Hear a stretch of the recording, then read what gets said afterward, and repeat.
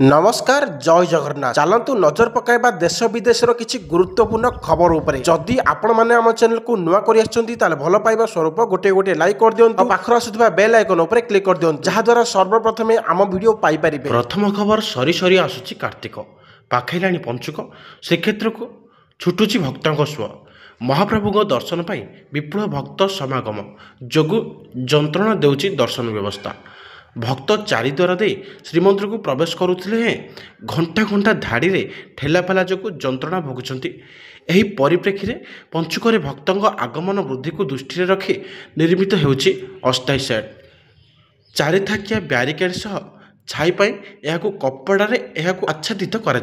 परवर्ती खबर संभाव्य बात्या मंथार मुकाबला प्रस्तुत जिला प्रशासन एने सांबादिक सम्मेलन में सूचना देते गजपति जिलापाल मधुमिता आंध्र प्रदेश में मछलीपाटଣା निकट में स्थलभाग छुईवा नहीं आकलन कर पाणीपाग विभाग जार प्रभाव पड़ा नहीं गजपति जिला को रेड अलर्ट जारी कर 27 तारिख ऑरेंज वार्निंग और 28 तारिख रेड अलर्ट रही प्रबल अति प्रबल वर्षा और पवन रहिबार संभावना थिबार आसंता काली ठारू 30 तारिख पर्यंत समस्त शिक्षानुष्ठान और अंगनवाड़ी केन्द्र को बंद रखा दि जाइए।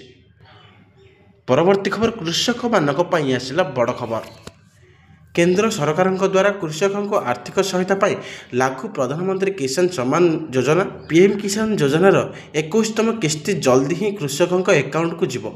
यही योजना अंतर्गत वर्ष को कृषकों बैंक खाता को 6000 टंकार आर्थिक सहायता दि जाए। वर्तमान सुधा कृषकों को 20तम किस्ती प्रदान कर जाइतिबा बेले आगामी दिन में 21तम किस्ती मिल। तेबे खबर मुताबिक नवेम्बर मासर प्रथम सप्ताह पीएम किसान योजनार परवर्ती किस्ती टंका कृषकों अकाउंट को जीव किंतु एने कौन सरकारी सूचना बा विज्ञप्ति प्रकाश पाई नहीं।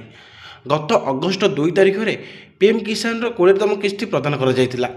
प्रधानमंत्री नरेंद्र मोदी वाराणसी 9.71 कोटी किसान को डेबिट माध्यम 20,500 कोटी अधिक टंका प्रदान करथिले। तेबे कही रखुछु जे केंद्र सरकार 3टी राज्यर चाषी मानक पूर्वर 21तम किस्ती पठाई सारिचंती। 2025 सेप्टेम्बर 26 तारिख सरकार बन्या एवं भूस्खलन द्वारा प्रभावित हिमाचल प्रदेश पंजाब एवं उत्तराखंडर चाषी 21तम किस्ती प्रदान करथिले।